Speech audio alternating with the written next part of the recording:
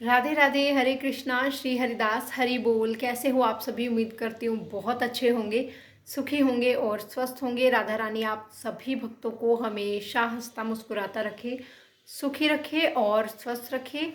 तो देखिए ये है हमारे लाला, और आज देखिए इन्होंने ना फुल बाजू का कुर्ता जो है वो पहना है, क्योंकि ठंड बहुत हो चुकी है, ठंड का मौसम हो चुका है और आज हल्की बहुत ठंड लग रही थी। बाकी कान्हा जी का आप सभी को पता ही है कि रूम जो ये है वो बालकनी वाला है, तो यहाँ से खिड़की से थोड़ी बहुत हवा आ जाती है। बाकी आज हम लोग यहाँ का कूलर जो है कान्हा जी का वो हटा कर इसमें खिड़की को हम लोग बंद कर देंगे। जो भी थोड़ी बहुत हवा आती है वो भी बंद हो जाएगी, परंतु ये रूम ही बाहर का है। बाकी धूप की वजह से थोड़ा बहुत सही हो जाता है, परंतु ठंड लगती है। और देखिए राधा रानी का श्रृंगार आज इन्होंने भी ना फुल बाजू का पहना है, और सभी बच्चों ने भी ऊन के कपड़े पहने हैं क्योंकि थोड़ी बहुत ठंड है आज, इसीलिए। तो चलिए हम लोग जल्दी से वीडियो के विषय पर बात करते हैं। दरअसल ये जो विषय है ना बहुत गंभीर है, आप सभी को पढ़कर पता चल ही गया होगा। बाकी ये मेरे पास एक भैया का मैसेज आया था, मतलब मुझे बहुत अजीब लगा पढ़कर समझकर कि सभी भक्त जो हैं, जो सेवा करना चाहते हैं, जिनके मन में प्रभु का प्रेम है, भक्ति है, वो ये सब चीज़ें क्यों सोचते हैं, कुछ समझ में नहीं आता। परंतु फिर भी चलिए मैं आप लोगों को मैसेज बता देती हूँ। उनका मैसेज था कि दीदी राधे राधे, आप कैसे हैं? आप बहुत खुशकिस्मत हैं कि आपके घर में कान्हा जी हैं, वो भी इतने सारे हैं। तो आप लड्डू गोपाल जी की सेवा कर पाते हैं, ठाकुरानी की सेवा कर पाते हैं, आप बहुत खुशकिस्मत हैं। परंतु हमारे पास इतना नहीं है, हमारा बहुत ही छोटा सा कच्चा सा घर है। तो हमारे पास जितना हो पाता है हम अपनी सहूलियत के अनुसार अपना खर्च चलाते हैं। हम गरीब हैं, हमारे पास इतने पैसे नहीं हैं, तो हम गोपाल जी की सेवा लेना चाहते हैं, परंतु हमें समझ में नहीं आ रहा कि कैसे लें, क्योंकि ये तो महलों में रहने वाले हैं, तो हम इन्हें अपनी कुटिया में कैसे रख पाएंगे, हम इन्हें अपने घर में कैसे रख पाएंगे, इन्हें क्या खिलाएंगे। जितना लोग करते हैं हम उतना नहीं कर पाते या कर नहीं पाएंगे, क्योंकि हमारे पास इतना नहीं है। तो हम क्या करें? प्लीज़ आप हमें सही रास्ता दिखाइए, आप हमें बताइए, क्योंकि हम सेवा करना चाहते हैं परंतु नहीं है इतना, तो हम क्या करें? तो देखिए मुझे समझ में नहीं आता कि आप लोग ऐसी चीज़ें क्यों सोचते हैं, क्योंकि यदि प्रभु अमीरी गरीबी पैसा ये सब कुछ देखते तो शायद बहुत सारी ऐसी लीलाएं आप किसी भी रूप में ले लीजिए कान्हा जी के, चाहे आप इन्हें इन्हीं के रूप में ले लीजिए, कान्हा जी के रूप में ले लीजिए, भगवान श्री राम जी के रूप में ले लीजिए। यदि इतना सब कुछ होता तो शायद जो लीलाएं उनके समय में या जो भावनाओं से जो बंधी हुई बातें थी, यदि वो उस समय में हुई तो शायद वो नहीं हुई होती। और भगवान कभी भी अमीरी गरीबी ये सब कुछ नहीं देखते। सभी को पता है कि भगवान सिर्फ और सिर्फ आपके भाव देखते हैं। बहुत सारे ऐसे लोग हैं जो करोड़ों लगा देते हैं परंतु उनके मन में भाव नहीं होता, वो नहीं पाते परमात्मा को। और बहुत सारे लोग ऐसे भी होते हैं जिनके पास कुछ नहीं होता परंतु उन्हें परमात्मा मिल जाते हैं। तो ये सब चीज़ें, सब बातें, सब कुछ आपके भाव पर निर्भर करता है।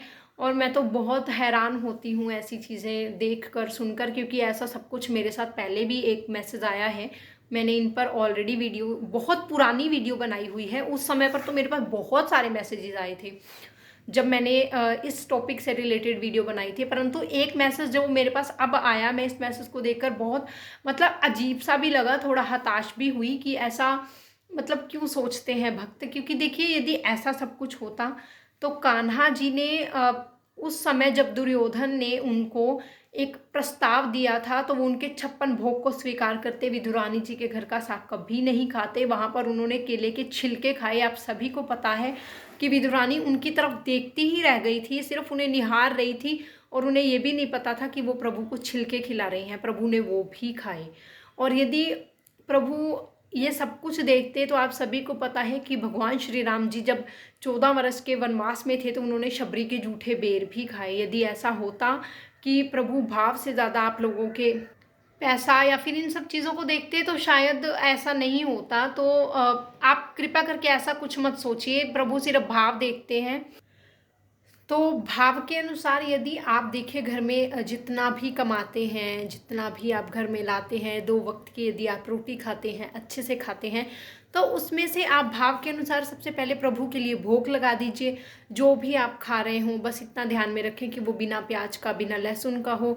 और जो कपड़े हैं, प्रभु के वस्त्र हैं, आप बिल्कुल छोटे से लड्डू गोपाल जी लेकर आइए। उनके वस्त्र तो आप घर में हाथ से भी बना सकते हैं, यदि मशीन है तो उससे भी बना पाएंगे।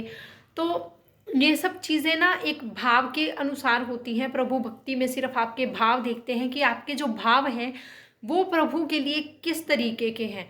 आप किस भाव से उन्हें भोग लगाते हैं, किस भाव से आप उनकी सेवा करते हैं। देखिए, महाराज जी हमेशा कहते हैं कि यदि प्रभु की भक्ति करने में, उनकी सेवा करने में यदि आपकी समर्थता सिर्फ और सिर्फ एक फूल की है, तो यदि आप वो एक फूल भी प्रभु को अर्पण कर देंगे, प्रभु उसमें ही खुश हो जाएंगे, उसमें ही वो आपसे हमेशा प्रसन्न रहेंगे। ऐसा ज़रूरी नहीं है कि लड्डू गोपाल जी को आपके घर में सोने के लिए एक कोई सोने का या चांदी का पलंग ही चाहिए, मखमली बिस्तर ही चाहिए, या सोने के गहने ही चाहिए, या जो भी लोग करते हैं। देखिए, लोगों के देखने से जो आप करेंगे उसे भक्ति नहीं कहते।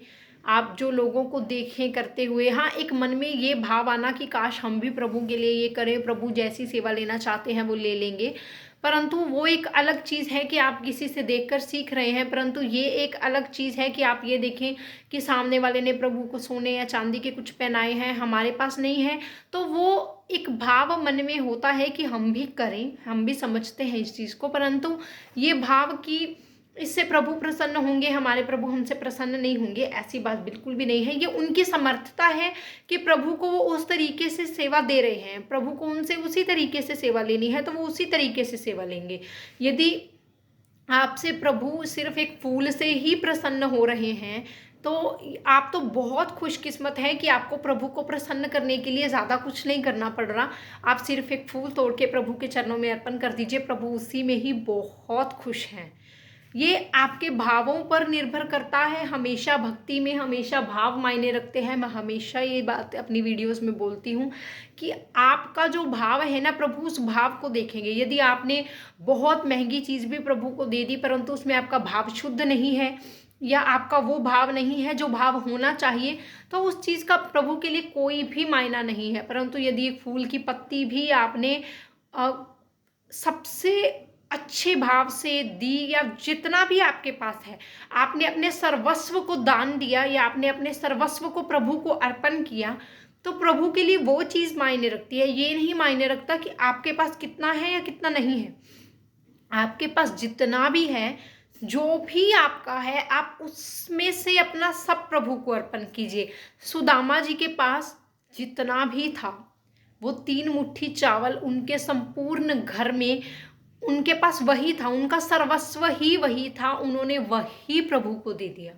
तो उसके बदले में प्रभु ने उस 3 मुट्ठी चावल के बदले में, सभी जानते हैं कि प्रभु ने सुदामा जी को तीनों लोकों का वैभव दिया था, ब्रह्मांड का सुख वैभव सब सुदामा जी के नाम कर दिया था। आज भी दुनिया जानती है कि कान्हा जी से ज़्यादा अमीर सुदामा जी हैं, कृष्ण जी से ज़्यादा अमीर सुदामा जी हैं, क्योंकि प्रभु के पास तो कुछ बचा ही नहीं था। उन्होंने अपना सर्वस्व सुदामा जी को दे दिया था, सिर्फ इस भाव पर, क्योंकि उस समय पर सुदामा जी के पास जितना भी था उन्होंने अपना सर्वस्व श्री कृष्ण को अर्पित कर दिया था।